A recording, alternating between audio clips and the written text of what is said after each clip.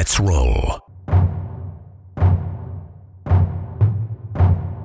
This is Countercharge, your podcast for ranks, flanks, and kings of war.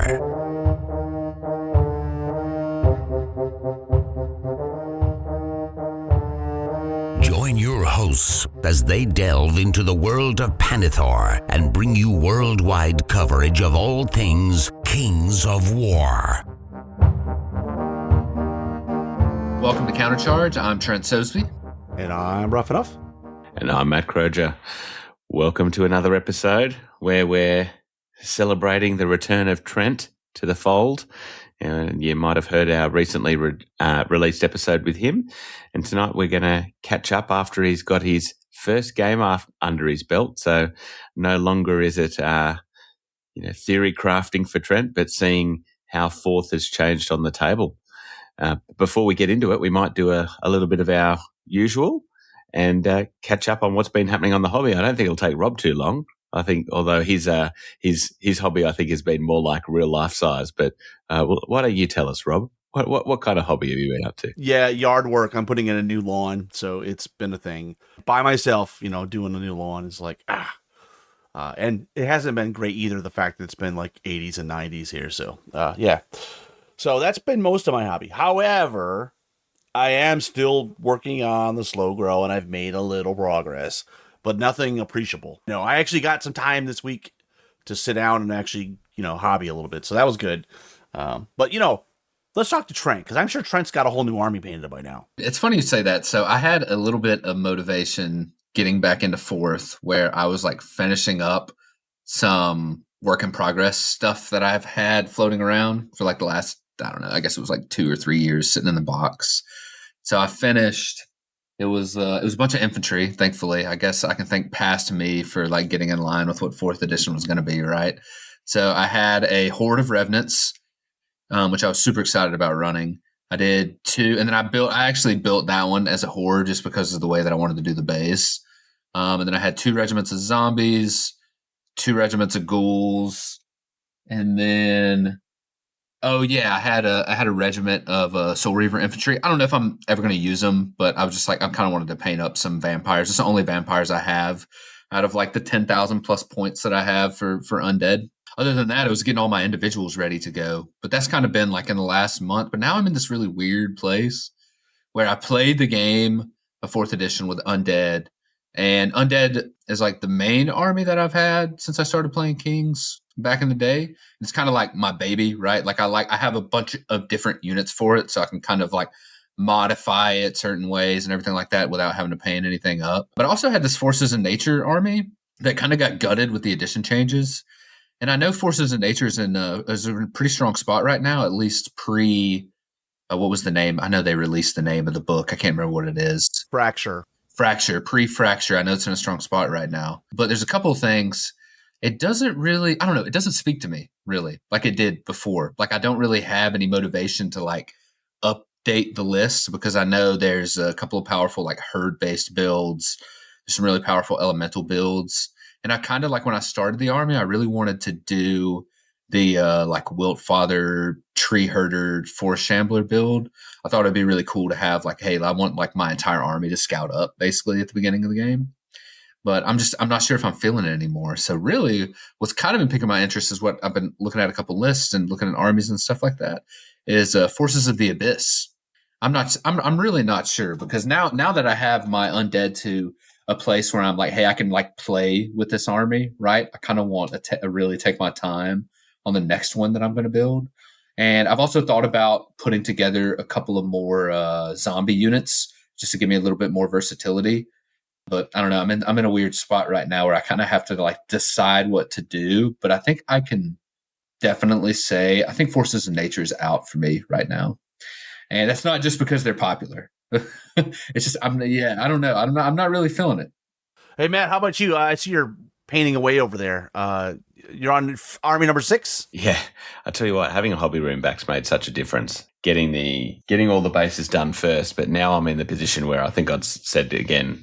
I think I said before on another episode that I buggered up a couple of the sizes. So now I still have a couple more bases to do, even though I'd done like 40 or so at the start. But Rob, this, like last month, I've just been taking every opportunity. If I've been getting up early or if I'd had a meeting online, camera off, just paint a little bit, or if I'm on the phone, paint a little bit. I'm knocked out about 1,300 points in the last month of Trident Realms, and I'm working on about another 400 at the moment. Got some little tree leaper thingies coming at you for Trident Realms, or whatever they're called in Trident Realms. I can't remember. Dam Busters? Yeah, Dam Busters. Those are cool. Those are cool models, yeah. Yeah, they're nice models. So, yeah, that's proceeding apace. So I'll be close to the first bit of our countercharge challenge knocked over, I think, by the end of this month. What an overachiever you are. Yeah, well, someone's got to hold up the team, mate, I'm looking for a strong back half, though. I'll hit the gym and work on the breadth of my shoulders to carry you all, I think. That's what I'll have to do. Yeah. There's been a lot of news coming out, obviously, about this new Fracture book. What have you guys been thinking? I was really surprised by a few things. The first of which, it looks like there's a strong herd contingent within the Forces of Nature. I mean, there's a centaur on the front cover, right, which looks great, and then they've shown some different artwork and stuff for the chieftain. So I'm wondering if they're trying to allude that we're going to have a strong, almost like a herd army at this point. I'm not sure. I mean, we talked offline about werewolves. Have you played against Guardian Brutes? Yes. Guardian Brutes. They're good. They're pretty good. They're pretty good. Yeah. Yeah. I saw the chieftain artwork quite some time ago. I don't love the chieftain artwork. It's funny. I saw someone online probably say the opposite to me, is they love the chieftain and not the centaur. Chieftain looked a little bit too nice little pussycat for me. It didn't have a much of a fierce vibe. So it'll be interesting to see the rest. And then on top of that, we got I think it was released yesterday, wasn't it, a newer Abyss model, the artwork? And, just a gap in the Abyss range, right? A flying character. Right. There's the Succubus and Matabusu and Lord of Lies aren't enough. Yeah. But picking up what you just said, though, one of the things I'm interested about is, the centaur they have on the cover of Fracture, it is like a cat centaur. It doesn't look like their traditional, like, man horse. And I think they're going a new direction. Well, it's time for a redo of those centaur models, that's for sure. Oh yeah, for sure. But what I'm saying is, I really appreciate that it's not a goat person, right? That it's not like a goat and a horse or a human and a horse. It does look very feline in the face. So I'm really interested to see what other models are coming. Well, they've done dogs. Yeah, well, it makes sense, right? So cats should be next, right? Yeah. What are your thoughts on it, Trent? Yeah, I was interested because they had the rendered drawing, or just like the black and white pencil drawing of the chieftain, and then they show the actual color image on the front of the Fracture book, and they look a little bit. I mean, they're obviously very similar. They're same race, species, whatever you want to say, but they look quite different too. I mean, I guess you would expect like a artist rendering to look different than what is finally published. But I think it's kind of exciting because I think Mantic is leaning into their own IP a little bit more. I think it's kind of like differentiating themselves from what the player base might have in mind for like the herd army, right? I think in Warhammer it was it Beastman or something like that. I can't remember what it was. So it made it seem pretty interesting. And along the same time, so it kind of felt similar to the Zerkali armies, like the dogmen kind of stuff, like the feel of it did, which I guess you would kind of expect it to, like dogs, cats, or whatever. But I also like the shout out and I know we didn't get very much information in the release because I was looking at that page exactly where they're just like, hey, this is coming this summer or whenever it is, where they name drop the Green Lady too. So I'm kind of wondering, because I have gotten back into reading some of the lore a little bit. I'm wondering what kind of novels this is going to set up for like this part of the world building too. So I'm kind of excited to see that part of it as well.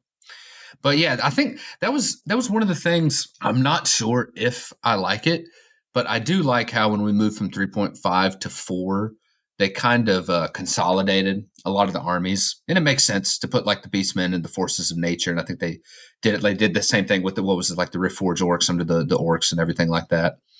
But it's kind of weird because it's almost like, okay, well, going back to like Forces of Nature, like, oh, I wanted to play Forces of Nature. You kind of have to decide because all the synergies are like built in based on those traits, which I love that they did. You know, you have the herd trait. I think the Brotherhood's in there. You have elementals, and then you have like verdant. There's like a lot of choices for Forces of Nature. And for me, where I kind of like just want to do everything, right? I kind of like an army where it kind of like directs you a little bit already. It's like I don't want to already choose an army and then be like, oh man, now I have to make another decision to do it. But that's just me personally. But I think it's cool how they did put it like all under one umbrella because Forces of Nature feels more of like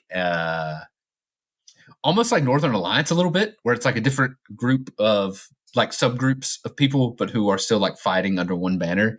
But you still have to, I'm not sure how Northern Alliance plays, but you have to make like very directed choices. Like, I don't think you could just play like a little bit of elementals, a little bit of herd, a little bit of verdant, right? You kind of have to, don't spread yourself too thin when it comes to those options. No, well, that's something I thought in 3.5 that when they kind of did their relaunch of Northern Alliance that I don't think they did.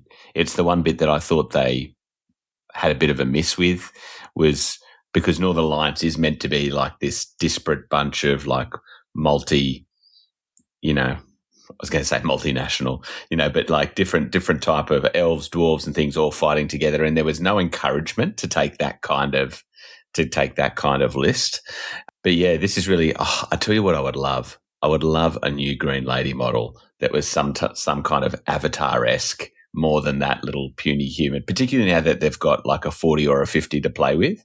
Like some sort of Avatar model for the Green Lady would be sick. Because that model is from 2015 or 2016. Is it still metal? Well, the one I have is metal. Yeah, it's old school. But the fracture book has got me excited, right? I mean, you know, they basically said we're going to have Forces of the Abyss, Ogres, Forces of Nature, and it sounds like Basilean is going to be in there as well. There's a lot of stuff coming, and I guess Forces of Nature being kind of the lead army, we should expect a lot of new models, and maybe we'll get a complete overhaul, you know. And so I guess what I would tell Trent is just wait and see what happens, because you know, if you don't like them now, give it a wait, you know, give it a turn. And I think you'll find Abyss a lot of fun, Trent.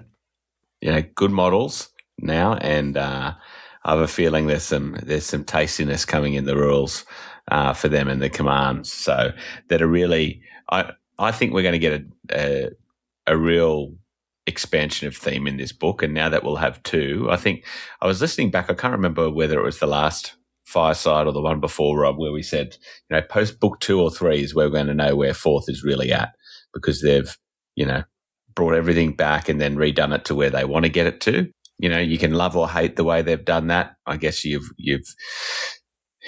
got the Mantic way of equalization with then starting to bring them up to where they want to be, or you could have the GW way of just making each book more bent than the last. You know, I personally think I prefer this way because on the tabletop, I certainly haven't felt disempowered when I've, you know, played armies without like as good a command rules or things. But the newer ones are definitely more fun. I also hope they don't bugger up Basileia. Yeah, I'm just excited though, because you know they did put a little information in their blog about Fracture, and they mentioned that obviously they got the new four new army lists, but they also said there's going to be new scenarios, 2 new universal commands that are usable by any faction, which is something that a lot of people have been asking for.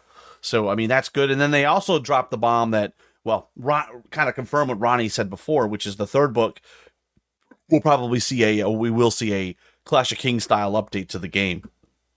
So there's a lot of great stuff. And then, you know, in terms of models, you know, they've already released some pics of, I don't know how you pronounce it. Is that Tyene the Usurper?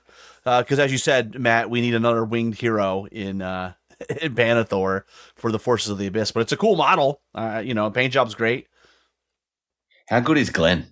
He's very good, right? And I think when he is able to paint a model for Mantic, I think it allows him the freedom to really go to town, because he's not painting a whole army, right? He's painting, you know, a unit or one guy, and he can really go through and hammer it. And, you know, honestly, this Forces of the Abyss character is probably some of his best work.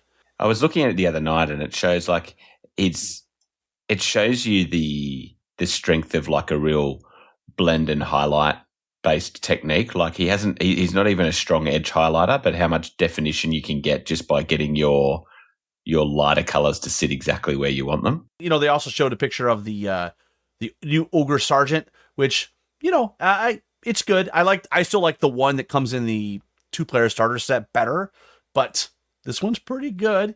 And I do like the fact that they've continued the same design aesthetic from the new plastic. So it's got the same armor type and so it's cool. I think they're just comparatively a bit boring, aren't they? They're like the feel to the ogres, which isn't, they are what they should be probably, but I don't know. They're just ogres. And I'm looking at this new ogre sergeant. Is that a tactical rock? A tactical rock. I think it is, right? I think they really missed a trick by not getting him to have his fist on the ground. Yeah, for sure. Like he's a linebacker or something, ready to for the snap. Yeah. I'm excited. I mean, is all this talk about Fracture got you pumped, Trent? I was about to say, speaking of Fracture, I think this was the biggest point too. Are you guys going to submit any ideas for commands? I have been thinking about it. Yeah, I think I should. I think we should. Do you want to air them out here, or are you still kind of holding them close and working on it? Because I would love to, but I honestly I don't think I'm smart enough to come up with any great ideas. You should just do it anyways, because even if they're not good, then it makes somebody else feel better. You know what I'll do? I'm gonna go right after this call. I'll go talk to ChatGPT and Gemini and see which one gives me the best ideas, and then I'll go from there. Yeah. Funny story about AI. So I work in a medical device industry, and we get audited, and the FDA, which is, I'm sure you guys know what the FDA is, right? They're now using AI. They've created a program called ELSA that when we give them documentations for submission, they feed it into AI and it finds everything that's wrong with them. So I'm like, oh, okay. It's a whole new world now. Well, it is interesting. I mean, if you use it the right way, Trent, it could give you some pretty good ideas. That's why I'm kind of like, no excuse for all these spelling mistakes in books anymore, because they should definitely be able to feed it in and just say. That's a fair point. I've actually been working with, if you haven't tried Claude Co-work with using it for bits on your computer, I've been using it recently to rewrite Blackjack because there's been a fair few people locally asking about, has it been updated, yes or no? And it's just so much easier to work with that, and it's giving an opportunity with, it's got way better math skills than I do to tidy up some of the issues that people had with it. So, we'll see where we end up with that. Yeah, it's amazing that all of the different tools that are available, because, before it was just ChatGPT even like a year ago, but now they're kind of falling behind a little bit on that. So, yeah, interesting. I don't think we'll get too deep into that though, right? But you guys both have some ideas brewing around on the command? Since they've announced that there's going to be universal commands, that's got me more excited, because the fact that, and I don't want just the same stupid boring ones we had before in the last Classic Kings where it's like, oh, it's a heal or it's a reroll one miss. I don't want that. I want something cool that anybody could use. So it's definitely got me salivating. Well, I don't mind the idea of boring ones, Rob, if you used it. A lot of the thing we said when they brought in commands is, now you've got magic items or commands all doing the same thing. I wouldn't mind basic commands being similar if they did something like removed equivalent magic items. So, for example, if they get sick of the fact that everyone's taking the inspiring talisman on a hero or something like that, remove the item, make it a command that you can kind of give out some situational inspiring or something like that. Or, the old ones were one hit, one miss, which are very boring. But, if you took away the item that did that instead, and had a command, then probably that's not quite as boring. Well, with that, let's take a quick commercial break. On the other side, we're going to hear all about Trent's first game of Kings of War, 4th edition. We'll be right back. Hi, I'm Flossy Croja. I'm listening to Countercharge. Welcome back to Countercharge, and we alluded to it in the last episode with Trent, lovingly called Trent Reloaded. So I don't know what we're going to call this next one. Reloaded Part 2, or Double Reloaded, or Double Loaded, maybe? Trent reaches completion. I like that. Yeah. So Trent, you alluded that you were going to have a game coming up, and set the stage for us. Where did you go to play this game, and who'd you play with, and give us the background. What armies did you guys play? Yeah, so I just as a little recap from last episode. So we just moved back to the States. Oh, Lord, it's been like more than 6 months now. So we've been back for a little while. And I got into contact. I got settled with a new job, new house, all that stuff. Got into contact with a Kings of War group based out of Richmond, Virginia. I don't live in Richmond. I worked in Richmond, but it's close, like 30, 45-minute drive, depending on where in the city. and they had a like a monthly, just like free play time, nothing official, just in one of the larger game stores in the area. And we met up on a Sunday.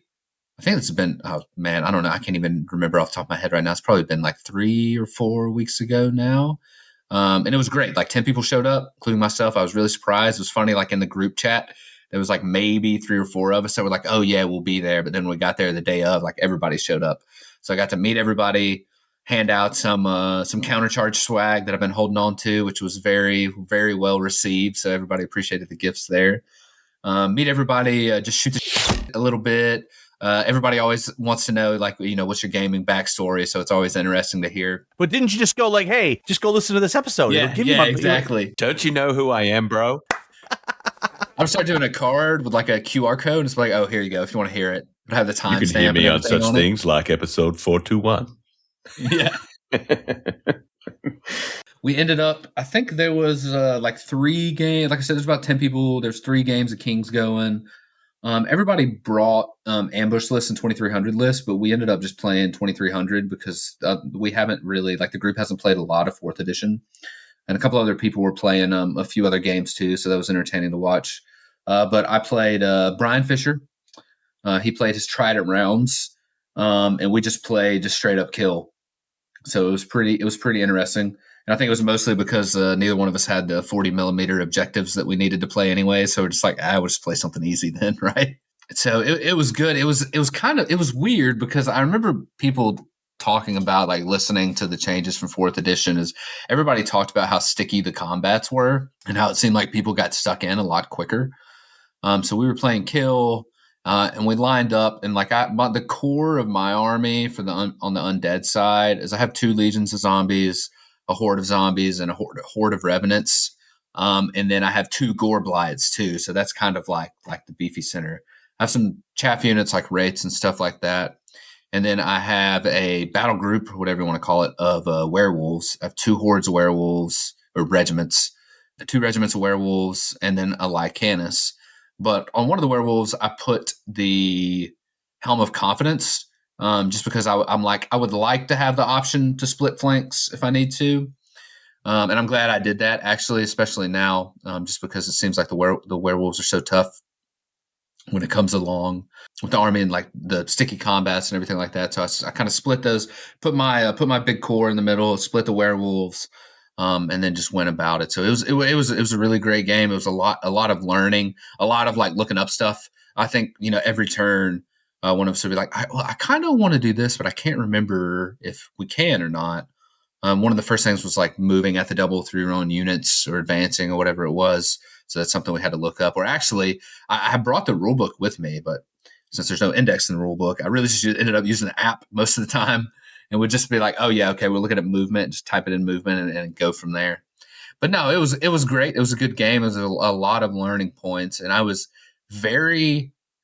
actually surprised at how effective just the 2 command orders for undead were, because it was the one I used the turn off shambling one once to kind of like reform everything, which worked out really great.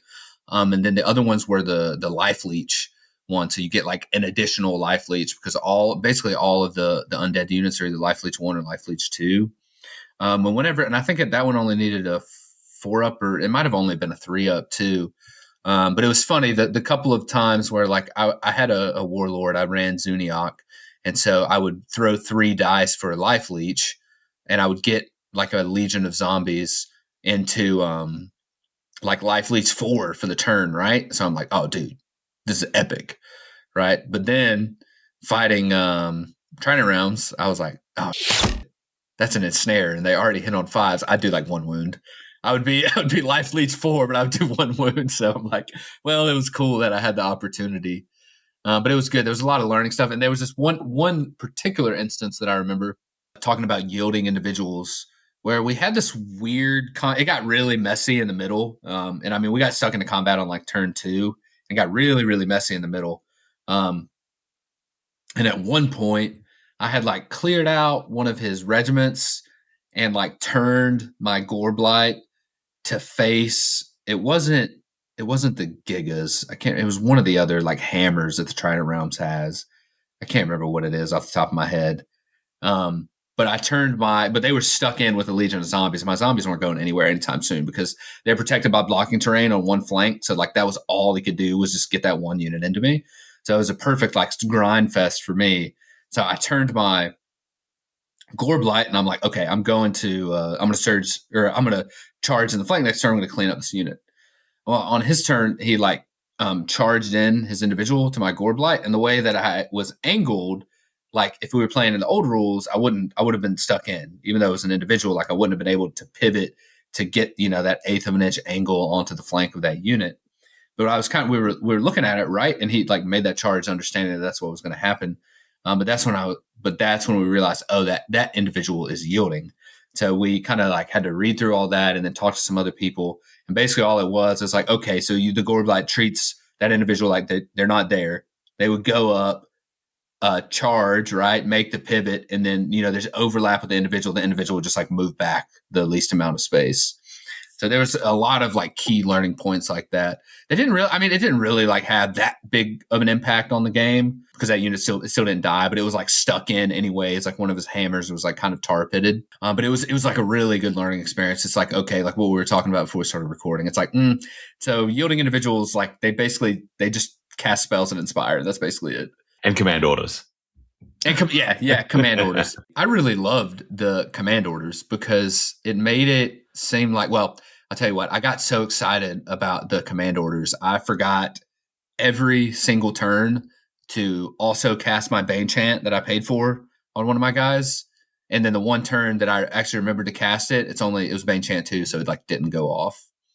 But it's really interesting because you can do the command orders in addition to, like, you can cast your spell, do command order, you can charge, do command order, like whatever it is. I did run into some issues with where I had my Lycanus and a regiment of werewolves out on the flank just doing their thing. It was really funny. My Lycanus and a Nucker, I think, it was a little monster from Trident Realms, got in a slap fight for like 5 turns. Because they just like, they wouldn't like the Nucker would do 1 damage because I think he has Thunderous Charge. So he did like 3 wounds, but then like Lycanus would life leech him back. And then I ended up having to turn my regiment of werewolves around and get a rear charge on them to finally like clear it up. But this was like turn 5 when this happened. So it's pretty funny. They were just in a slap fight all game. But I did run into a couple of issues where I'm like, oh, well, the Lycanus is fighting, but he can still do his command orders. But the command orders, like the shambling one, right? The werewolves aren't shambling, so it doesn't matter. And the life leech one is trait based, so it could not affect the. I think it was decaying horde, so it's only like zombies and gore blights and stuff like that. And then the werewolves I think they have the flesh feast trait. So I'm like, oh man, well I could have gotten some extra life leech on the werewolves, but that was fine. But it was fun. It was a really good game, and it took It was a little bit of longer of a game. But like I said, we were like looking up something every turn.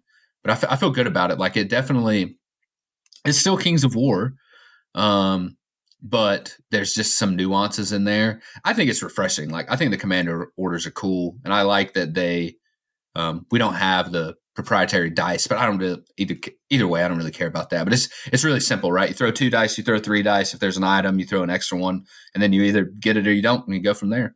I will say, seeing the Trident Realms, seeing Brian playing Trident Realms, I could see myself having an issue because right now Undead only have 2 command orders. I could see myself really slowing down whenever we have more, where it's like, oh man, like which one would be like the perfect one to use right now? But I kind of like some of the high impact, but it's a little risky where like you need a 5 up or something like that. But like, man, if they hit, like it's a big difference, right? So it's cool. I like to see the flavor of the game, like through stuff like that. Yeah, I think you'll find when they've got 5 or 6, like at least a couple of them will be keyword related like yours. So I think you end up building around them a little bit and leading into it, even at that list building phase. Like for Trident Realm, some of them are, I mean, one of them sea monster only, and you can kind of end up with only a sea monster or 2 or a whole bunch. But it's interesting, that whole slap fight wouldn't have really happened in 3rd, right? Because someone would just withdraw and run away. Yeah.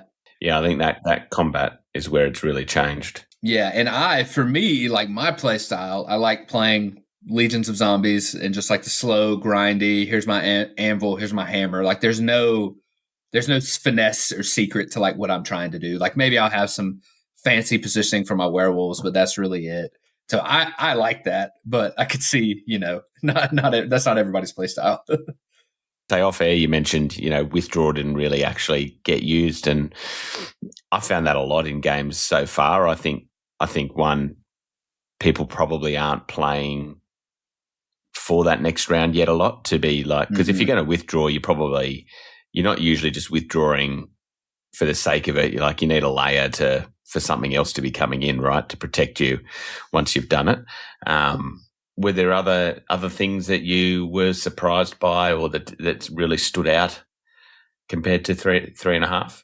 I think, and just kind of going back to the withdrawal at the moment, because I think I was planning on using it if I didn't have the shambling order, and then so when I first set up my center, I had like my 2 legions of zombies, and then I was kind of awkward because my board was really shortened on my side because both of the blocking were kind of not really in my deployment area. We didn't use any like official terrain or anything like that, right? We would just throw it out and everybody's like, okay, yeah, we're good, whatever. But it really like shortened up, and I had 2 legions and 2 hordes that I wanted to put out. So what I ended up doing was doing the 2 legions like side by side, and then in the middle of that was the horde of zombies, and then right behind that, not right behind it, but behind it is where I put the horde of revenants.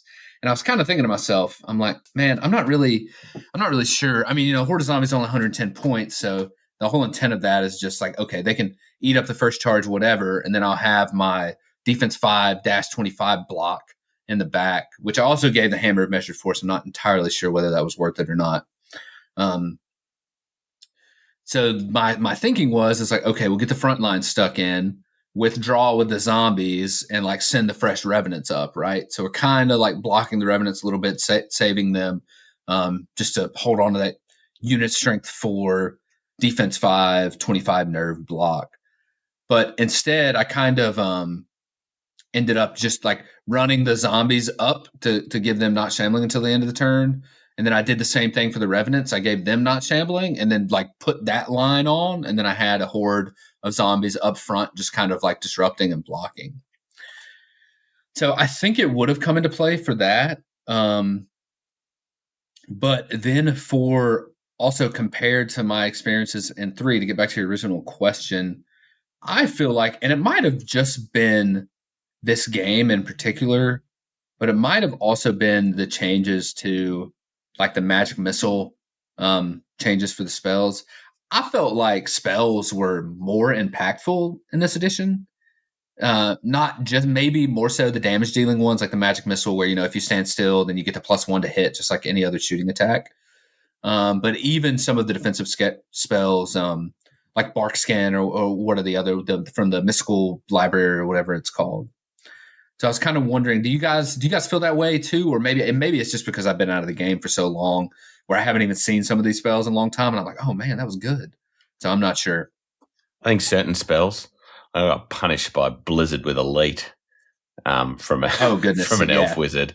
Yeah, I just did not see that coming. I hadn't listened to much and hadn't theory crafted it on paper.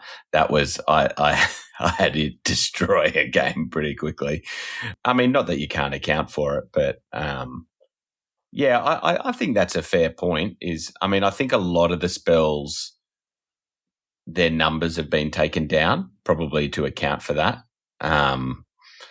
You're not seeing necessarily as many Lightning Bolt 5 options or higher. It's interesting. I'm not sure overall where I sit on whether they feel more powerful. I think it's more just an at times thing. What do you think, Rob? You mentioned Blizzard. Blizzard's a good one, right? Blood Boil. There's a few that can be pretty nasty when you combine it in a shooting army. And Trent, on that note, did you get a chance to see any shooting in your game? Yeah, so my opponent had some shooting, and he also had a Blizzard Wizard, which apparently is a thing now. Because I mean, yeah, it's like 30 inches, Pierce 1, right, and Blast, Blizzard's Blast.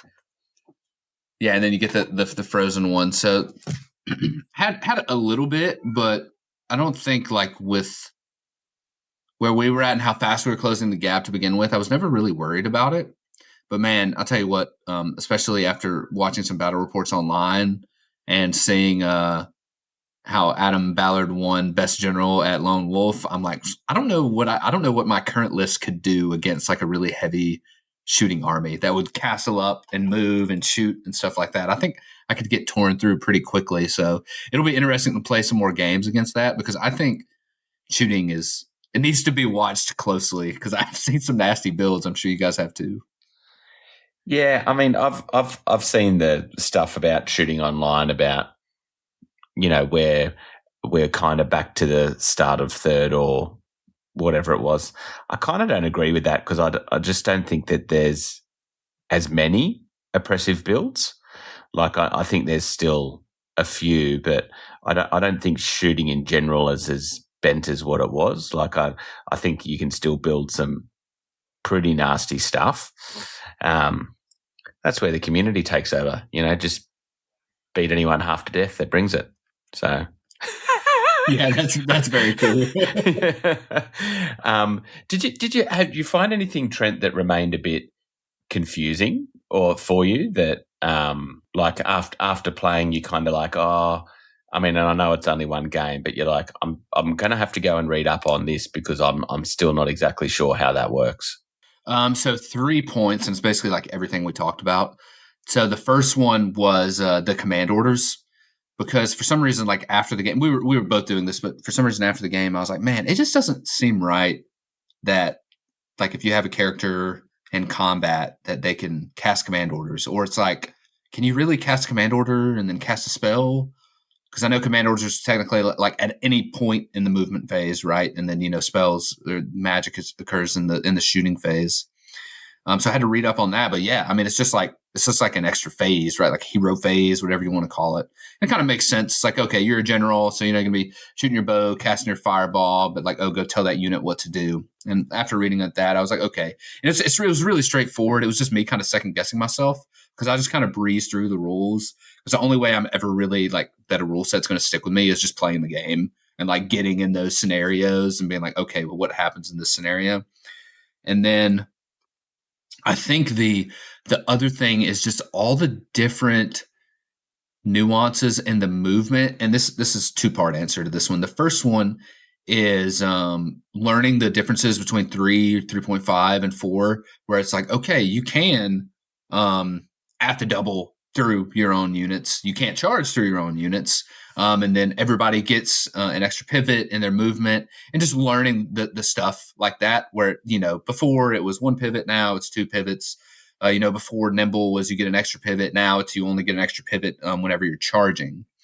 But the biggest thing for me that I definitely need to read up on, because I'm sure I messed it up somewhere in the game, was when you're finally in contact, when you're in combat, all of the different orders that you can do then, because I know I can't remember the official names of it, but it's like, okay, like a reform, because there was this one instance where I had this really, really strange combat on the right flank where I had my 1 regiment of werewolves with the self-inspiring helm.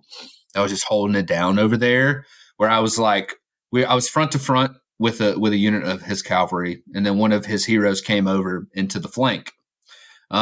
This went on for like 2 turns, but I finally ended up killing the cavalry because I got like the first charge off, so I got a little bit ahead on that. But then after I killed the cavalry, I was like in the flank of that guy, right? So I think the way that it was written is like, since I'm still engaged in combat, like I couldn't do like a reform action, right? So I had to take the flank the next turn.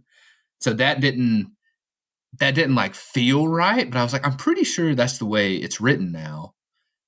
Because even if you're engaged with multiple units on multiple facings, and you can allocate your attacks accordingly, but I allocate everything to front to get rid of that unit.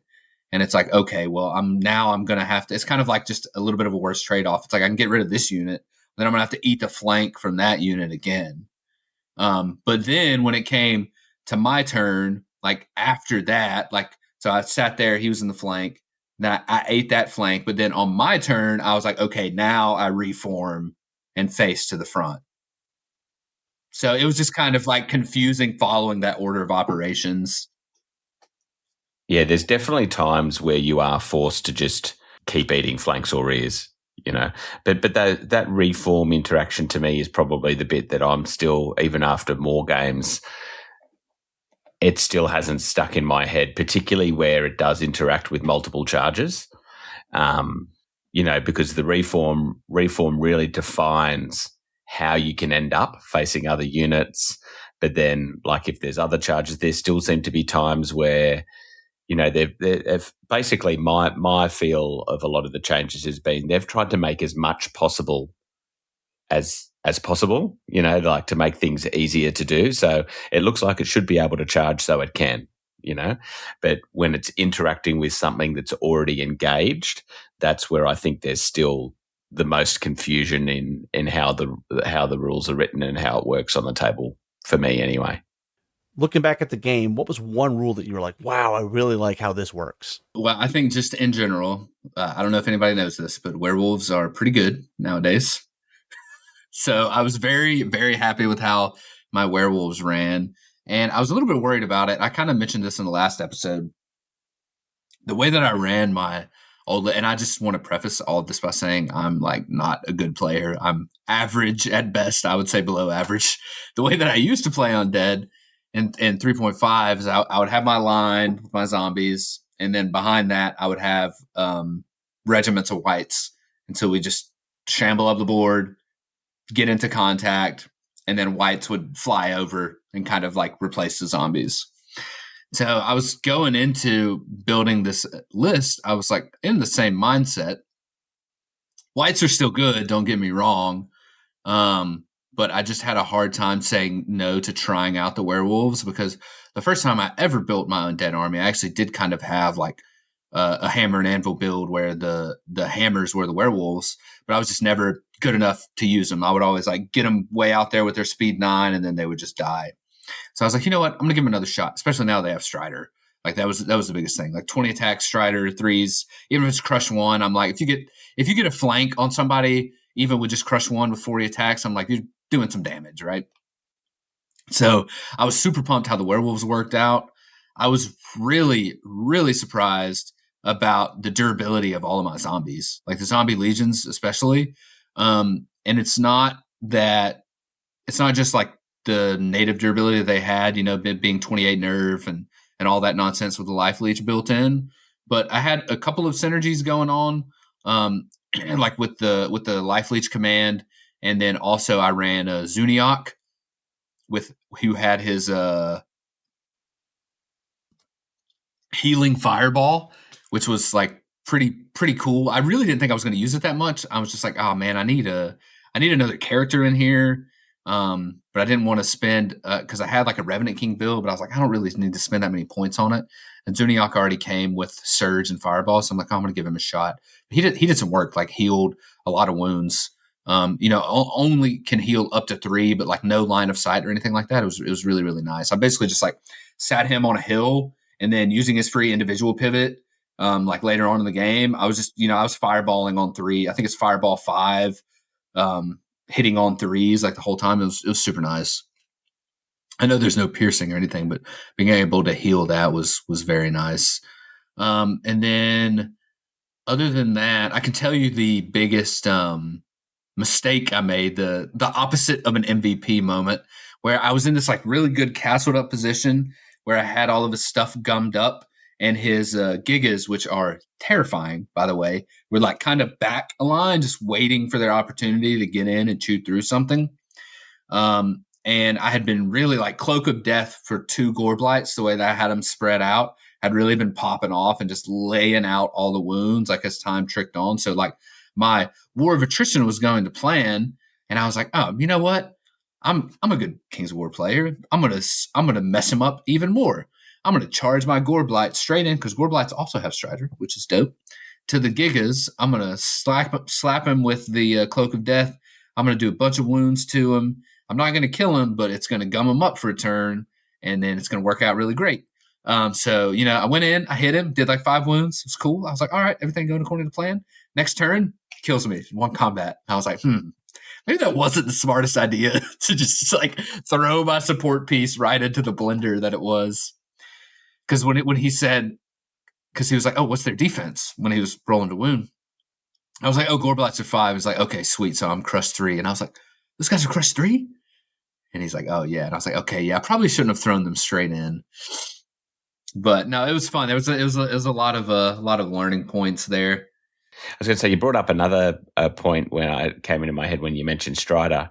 How did you find the fact that they've separated out the functions of Pathfinder and Strider a bit more? Was that relevant? And did that catch you by surprise? Yeah, and I actually don't think I would have noticed that if I wasn't like just kind of reading through the rules before the game, because I said before I would never be the type to sit down and like read through the rule book page to page, but it's also kind of good to know a little bit before you go in there. And so when I realized they kind of made that difference between the two, I'm like, oh, that is a big deal, and I think it makes it a little bit more fair, maybe, like for the werewolves and it doesn't really matter for the Goreblights because they're shambling anyways. But for the werewolves with their speed 9, I'm like, yeah, if they would been able to move at the double, like basically ignoring terrain like that, I think that would have been a bigger deal. But then just limiting it just to the charge, almost like Nimble, they kind of treat it the same way, because now Nimble just affects like the charging movement. I kind of like the way that they did that, because it seemed like, Strider is just like a universally good rule anyways, in my opinion.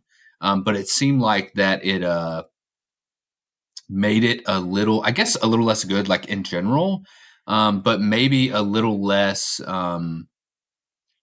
to the point where it's like, oh, like everybody needs to take this. I kind of think of it as like Sir Jesse's Boots of Stridings. I feel like everybody takes that item, and that probably doesn't change for the most part. But maybe with the split between the rules, it makes it like a little bit less necessary. Because I think in version 3 and 3rd edition, so Pathfinder is you could just you could add the double through terrain, but it didn't matter for charging. What was the split? There's one of them was specific to obstacles, I think, which was Strider. Yeah, so Strider was charging, but Pathfinder still worked on charging, but only not on obstacles. Yeah, that's what it was. Yeah, so Strider gave you nothing during normal movement, but but you could charge over anything. Pathfinder basically would be that you could move at the double through anything, but like going over obstacles would still hinder your charge. Yeah. Yeah. Yeah, whereas now you can't use Pathfinder on the charge at all, basically. Right. But kind of along the same thing, going back to our conversation about forces of nature, I also thought it was interesting that a lot of the native, the innate Pathfinder that was built into the army in 3rd edition is now gone, right? They don't have the special rules, but then they have the command order. But it's just interesting, and I like that taking it away as like the rule, but then kind of applying it applying it in a more limited way seems a little bit more like flavorful, I guess. I kind of like that. Yeah, I think it makes Strider feel much more impactful and right on units that when they do get it. And very few armies have fairly blanket access to it. Zerkali get it via some builds. I can't remember if I think it's a character has a Strider aura or something like that, and or a command order or something. But a whole bunch of them can access it, but that's quite rare in the scheme of the game now. So I quite like that as a thing. Although I guess on top of armies or combat's already taking, being that bit stickier and taking a bit longer, it can probably make the lack of it can make those combats go, perhaps even longer than what you did predict. I'm not finding many combats where I'm going, if I charge this, and this, I'll go through it in one. I think most of the time I'm going, oh, I've got a pretty good charge, but there's still a pretty good chance this is surviving. I mean, unless it's a flank, and then at that point it's like, okay, maybe I can one-shot it at this point. And for TOs and things too, and people setting up, like your terrain is super impactful, given that Strider is, less prevalent than what it was. Yeah, and I was looking it up. So the command order for Forces of Nature is Nature Trails. It is infantry and large infantry only, but it's the unit gains the Strider special rule, but it's not trait based. So they kind of took that old universal rule of Pathfinder and then changed it to just be Strider, which I guess makes sense because most of the elementals are shambling anyway. So Pathfinder wouldn't have really done anything for them. Yeah, for sure. I like what you said about making it more impactful because, like, if everybody has a special rule, it's not really a special rule anymore, and it doesn't feel impactful. It's just kind of like the status quo, right? And I certainly think a lot of third had become a bit that way in terms of Pathfinder, Strider, the amount of crushing around. There was just, I think there are a number of things where it was too easy to fill your army, basically too easy to paper over the cracks that I feel should naturally be in most lists, or that give character to your units. Like, you are better off starting from a bland position, I think, and, allowing the special rules to actually do something. Yeah. And when everyone has it, they're back to doing nothing. Yeah, that's a good way to look at it. And it seems like that's the trajectory that the game is going in this edition, which I think makes for a more, I don't know, I keep using the word flavorful, but flavorful, in depth, I don't know, a little more buy-in into the game. But yeah, I think it is a little boring, at least from my below average gamer perspective, when every army has the answers to everything, right? Like when everybody can have Strider or everybody has Crush 2 or whatever. It's like, no, it's kind of fun to, okay, I'm going to build this list where maybe my weakness is I don't have a lot of crushing strength. So, maybe I do really good against weaker horde armies. But what am I going to do when I, play the defense 6 dwarf list or something like that? Yeah. And so do you have yourself, I know you've got a lot of undead, but after playing that game, you mentioned at the start thinking about kind of what might be your next army, but have you got yourself going, I need to build more of a certain something for undead, or 10,000 points has you covered anyway? Yeah, it's kind of 6 regiments of werewolves. Looking at everything that I have over here is I really need, and I never thought I would say this because I feel like I have 300 infantry models over there, but I think I need, well, I probably shouldn't use the word need, but I think I might need more zombies because I really like the idea of just having end-to-end board of just zombies. Because 110 points for the horde is just so nice, and I kind of screwed myself back in the old edition just because I used the old formation that they had, where you could take the legions with the Goreblight and the legions got phalanx. So 2 of my 2 zombie legions were based as a legion. But I just love the multi-bases so much. I have some 3D printed terrain on there, and I have some corpse carts on there. I think they're pretty thematic. So I'm probably going to leave that on there. But I really like the idea of just going in deep on the zombies. So I was thinking about maybe I'll just do 2 more hordes of zombies just to give me some more options.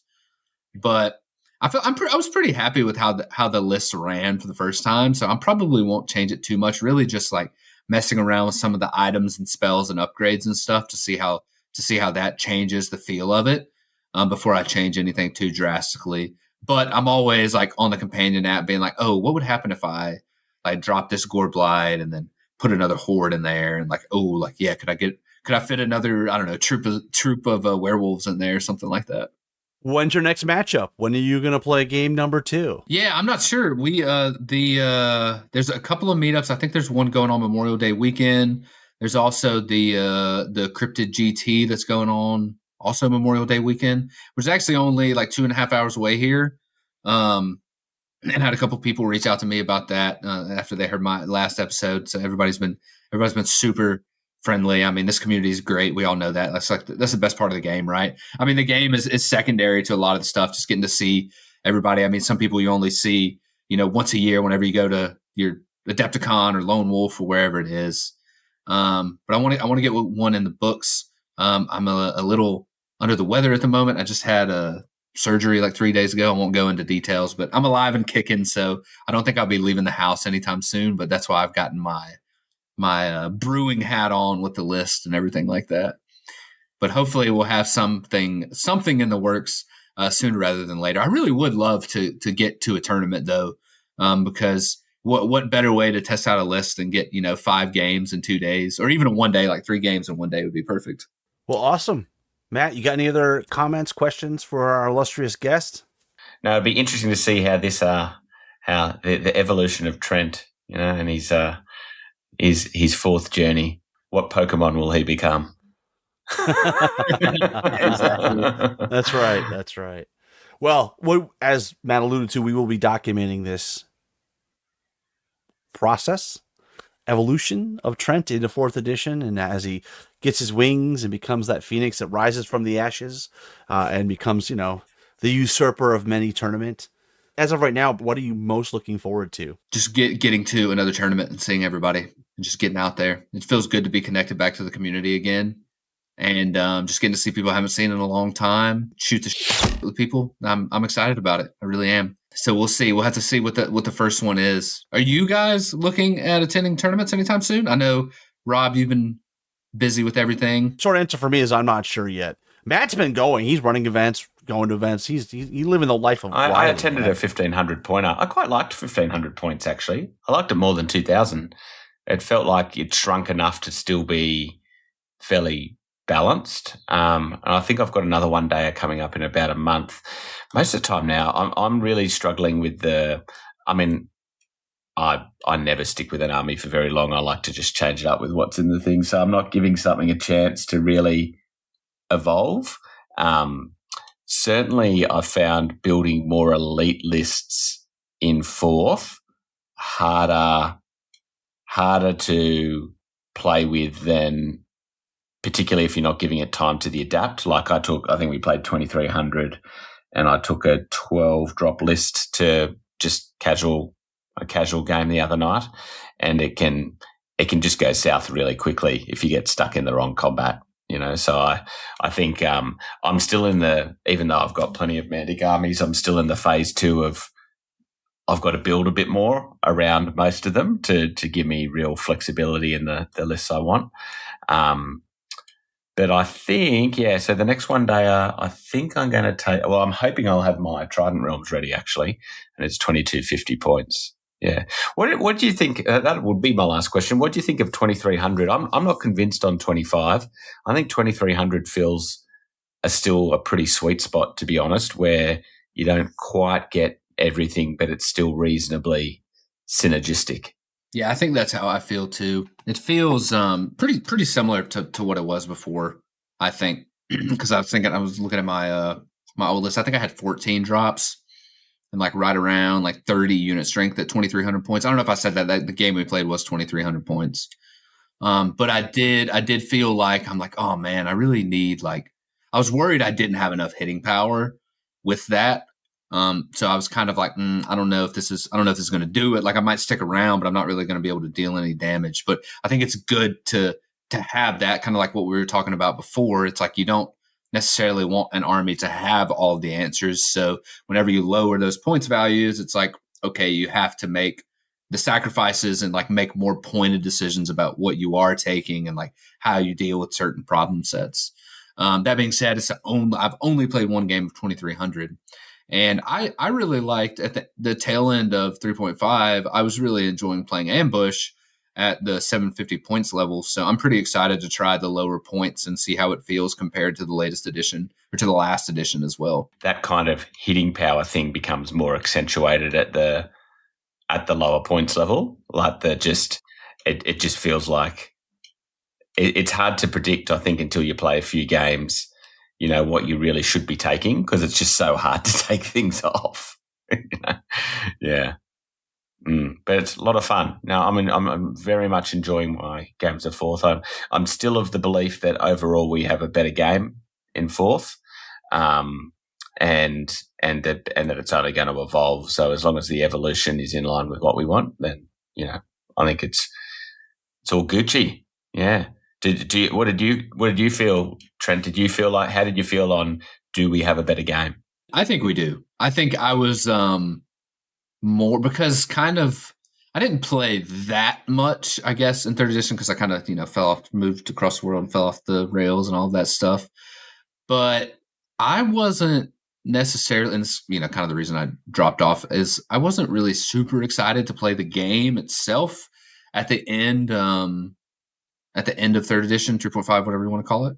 Like I said before, I was kind of just excited to hang out with my buddies, play group and stuff like that.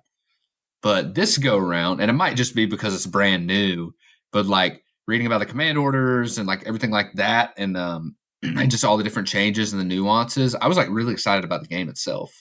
So it's kind of nice to have that, right? It's of course it's amazing to have this great community that we have that's kind of based on the game, but it's also when you play the game and it's a good game and it's an interesting game, it just makes it all better. So I feel like it's in a good spot now. I don't know what the competitive scene looks like or anything like that, but just as we'll just say a casual gamer who just likes hanging out with the community and rolling some dice, I felt really great about it. Well, anything else from you, Robert? No, sir. I think it's probably a good place to wrap it up, and we look forward to hearing from Trent in the very near future when he gets more games under his belt and becomes, he continues to grow, or as Matt alluded to, it becomes the next version of his Pokemon self. Yeah, I feel a little bit like Magikarp right now, so just flopping around. Yeah. We'll see how it goes. He will become Trentasaur. Trentasaur. Oh my gosh, there's a meme that we need. If Paige still listens, if Paige is still playing Geeks of War, that'd be a good meme for us. But all right, well, that's going to do us tonight. And until next time, keep countercharging. Thanks for listening, and we'll see you next time on Countercharge. Please let us know what you thought of the show by emailing us at counterchargepodcast@gmail.com, on Twitter @countercharge15, or by commenting on the Countercharge Kings of War podcast Facebook group. If you enjoy the show, you can help others find out about it by leaving positive reviews on iTunes. Until next time, keep countercharging. Music is a composition of Kevin MacLeod and is licensed under Creative Commons.